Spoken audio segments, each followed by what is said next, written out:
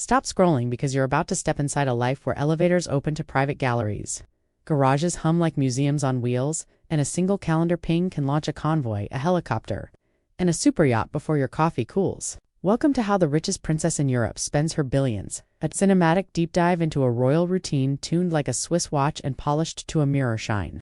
Stay with me till the end because the last scene reveals the one rule that makes this entire empire run.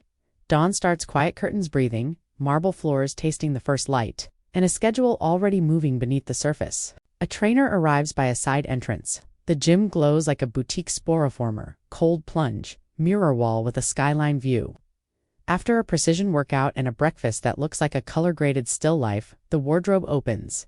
Day suit. In soft ivory, fine Italian tailoring, a watch that whispers old money, not new noise. Downstairs, a discreet motorcade idles, an armored limousine with a cabin that feels like a boardroom in motion, plus a shadow car and a lead scout.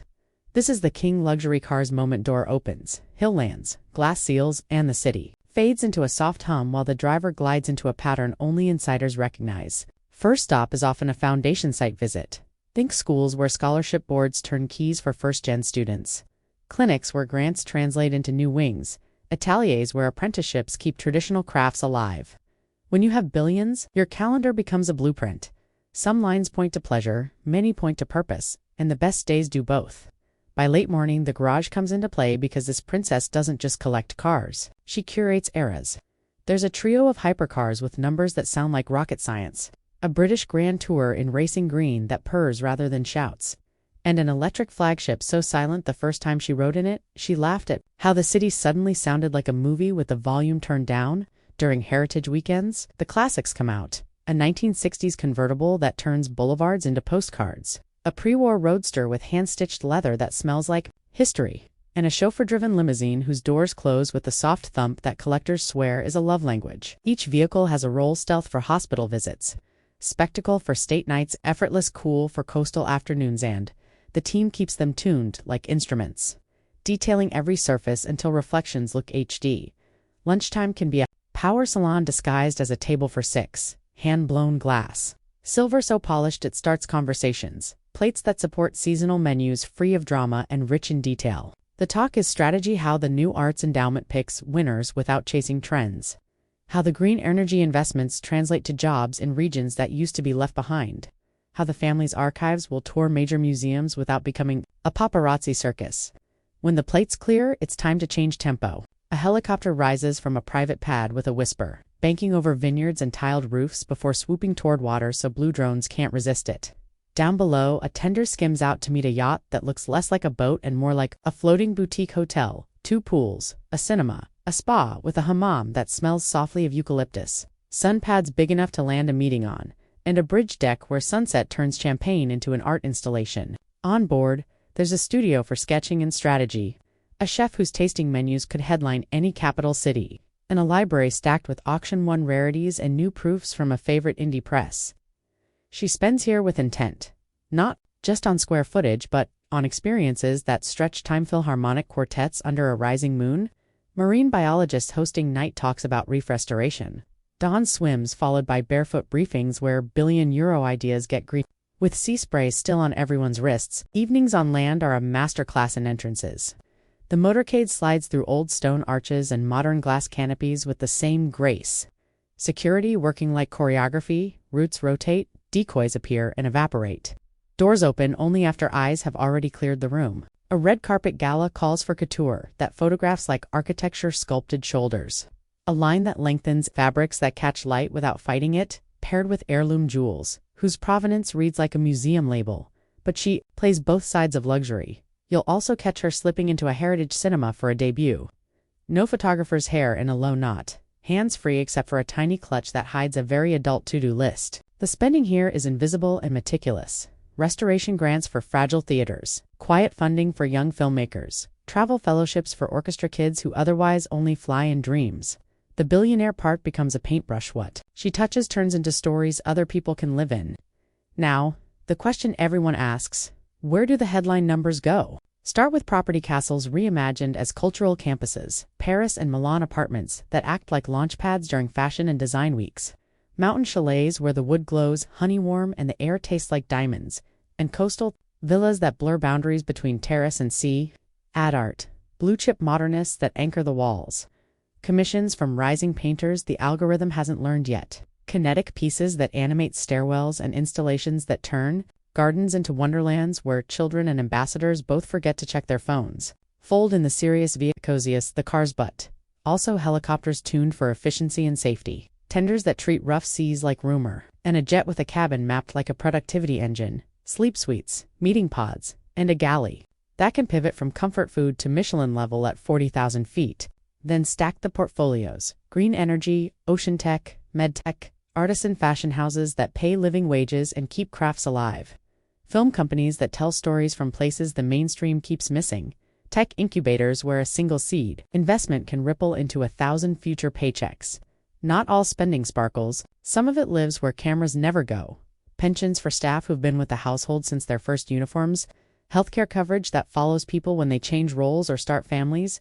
Scholarships named for grandparents who never saw a passport stamp but raised children who would open whole continents. There's a royal stud farm in the mix for tradition's psych bloodlines, tracked with the care of a Swiss banker. Dressage arenas that look like temples of command. Yes, she rides quietly well, and with the kind of focus that makes you understand why powerful people fall in love with disciplines that don't care about your title. Weekends veer cinematic. In winter, it's snow so fine it squeaks, a chalet smelling of cedar and cinnamon, and ski runs that stitch the horizon together while a convoy waits below like punctuation marks at the end of a perfect sentence. In summer, think Riviera hair down in the back seat of a convertible that sounds like laughter, a private beach club where the umbrellas look like meringue, and a midnight swim where the water throws stars back at you. You'll see fashion you can name and fashion you can't bespoke pieces that never hit a runway because they were never meant to. A day might swing from atelier fittings to a monastery vineyard to a Venice palazzo dinner where a string quartet plays. A piece written the week she was born. All of it costs money. None of it looks like waste. The team behind her deserves a credit roll. Chiefs of protocol who can seat 100 personalities so no one notices the chest behind the charm. Security leads who know that privacy is the new gold. Sustainability directors who make sure that the yacht's indulgence also funds coral nurseries and plastic reduction pilots. Curators who can talk pigments and provenance in a way that turns a touring delegation into a class of very alert students. Even the drivers are artists, learning a city's moods until they can feel a traffic jam 5 streets away. Thinking 3 turns ahead, moving through chaos like a melody. Cars are the through line because mobility is the only way this much life gets done. She rotates the lineup with purpose. A show-stopping hypercar for private test track days where engineers walk her through aerodynamic tweaks. An elegant coupe that matches a tuxedoed evening. An all-electric SUV when the agenda includes a children's hospital and a tech lab on the same afternoon. Interior spec, supple hides, hand-stitching, veneer so fine you can see your future in it, and sound insulation that can hold a whispered briefing at highway speed. Sometimes the camera catches a detail, a talisman tucked in the cue folder, an old pen with a bite mark, a folded school drawing riding shotgun. Billions by excellence. Small things prove humanity. Before you think it's all marble and motor oil, cut to mornings where she walks a museum before it opens, shoes soft on stone, pausing in front of a newly hung piece purchased quietly to keep it in its home country, or late afternoons in a lab where a researcher demonstrates a wearable that could change how rural clinics monitor patients, or night schools where single parents break into applause because childcare stipends just got extended a whole year. Spending can be a spotlight. She turns it into a lighthouse. And yes, there are parties. The ones that tabloids only half understand.